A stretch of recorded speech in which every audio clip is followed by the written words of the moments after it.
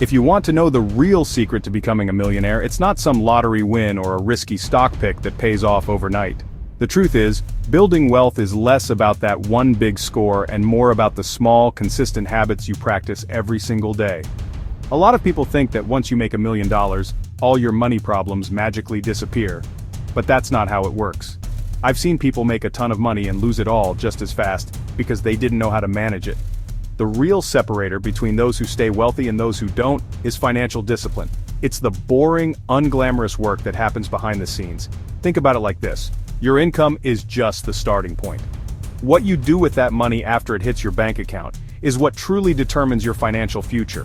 You could be earning a massive salary, but if you're spending every last penny on things that don't build wealth, fancy cars, expensive dinners, you're basically on a financial treadmill running in place. On the other hand, someone with a much more modest income who is smart with their money can end up far wealthier in the long run. The habits we're going to talk about are the exact strategies that self-made millionaires use to not only make their money but, more importantly, to grow it over time.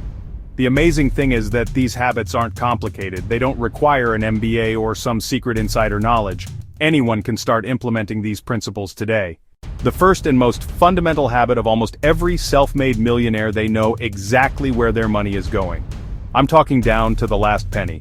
This isn't about being cheap, it's about being aware. You can't control what you don't measure. If you have no idea how much you're spending on coffee subscriptions, eating out, those small expenses can add up to a massive drain on your finances without you even realizing it. Millionaires treat their personal finances like a business. A successful business owner would never run their company without a detailed profit and loss statement. You shouldn't run your life that way either. This doesn't have to be a complicated process. You can use a simple spreadsheet or an app like Mint or Personal Capital, link your accounts, and automatically categorize your spending. The goal is to get a crystal clear picture of your cash flow at the end of every month. You need to see the numbers in black and white. Here's what came in, and here's what went out. Doing this for the first time can be a real eye-opener. You might be shocked to find out you're spending hundreds of dollars on things you barely even use. Now we get to the 1-2 punch of wealth creation: living on less than you make and investing the rest. This sounds incredibly simple, and it is, but it's the habit that most people struggle with. Living below your means doesn't mean you have to live a life of extreme deprivation. It simply means you avoid lifestyle inflation. As your income goes up, you consciously decide to keep your lifestyle the same, or only increase it slightly. Instead of immediately upgrading your car or apartment every time you get a raise, you take that extra money and put it to work. This creates a gap between your income and your expenses. The wider you can make that gap, the more financial firepower you have.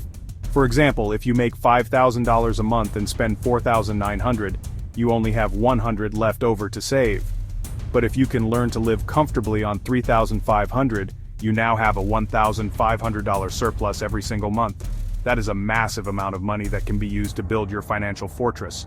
Millionaires are masters at this. They understand that the new designer watch or luxury car provides temporary satisfaction, but the freedom that comes from having a large investment portfolio is permanent.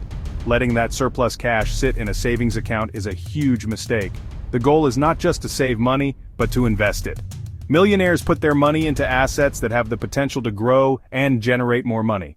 Not all debt is created equal. Millionaires understand this distinction better than anyone. There's good debt, money you borrow to buy an asset that will likely increase in value or generate income, like a mortgage on a rental property. Then there's bad debt, the stuff you have to avoid at all costs. Bad debt is borrowing to buy depreciating assets or for consumption. I'm talking about credit card debt, personal loans for vacations, financing a brand new car that will lose 20% of its value the second you drive it off the lot. It's a wealth-destroying trap. When you carry high-interest credit card debt, you're playing a game that is rigged against you. With interest rates of 20% or more, you're essentially paying a massive tax on everything you buy. You're forced to work not just to pay for the item, but to pay the bank a huge premium for borrowing. This creates a financial headwind that makes it nearly impossible to get ahead. Instead of your money working for you through investments, it's working against you, making the credit card companies richer. Self-made millionaires are allergic to paying interest for anything that doesn't make them money. The millionaire strategy is simple. If you can't afford it with cash, you can't afford it. This applies to almost all consumer goods. They use credit cards strategically to get rewards, cashback, buyer protection, and they pay the balance in full every single month without fail. They treat their credit cards like debit cards. This discipline prevents them from ever paying a single cent in interest. If you have bad debt, make a plan to destroy it, your top financial priority. Get aggressive. The final habit that sets millionaires apart: they almost never rely on a single source of income. Relying on one paycheck is incredibly risky. If you lose that job, your income can drop to zero. That's a fragile position. Millionaires build resilience by creating multiple income streams. If one stream slows, they have others to fall back on. These streams come from many sources: income from a primary job, profit from a side hustle or small business, interest from savings and bonds, dividend income from stocks, rental income from real estate. The key is to start small. You don't need a real estate empire overnight. Selling items online, driving for a rideshare, monetizing a hobby like I did with YouTube. Use income from your main job to fund other streams. Use savings to buy your first dividend stock or seed a small online business. At first, you might earn an extra $50 or $100 a month. Don't dismiss that. That money can be reinvested to grow faster. Over time, these small streams can become significant cash flows, eventually covering your living expenses. Start now. Start small and believe you can build a more secure, prosperous life for yourself. It's absolutely possible. Before you go, don't forget to like, comment, and subscribe to @The Global Window for more global insights.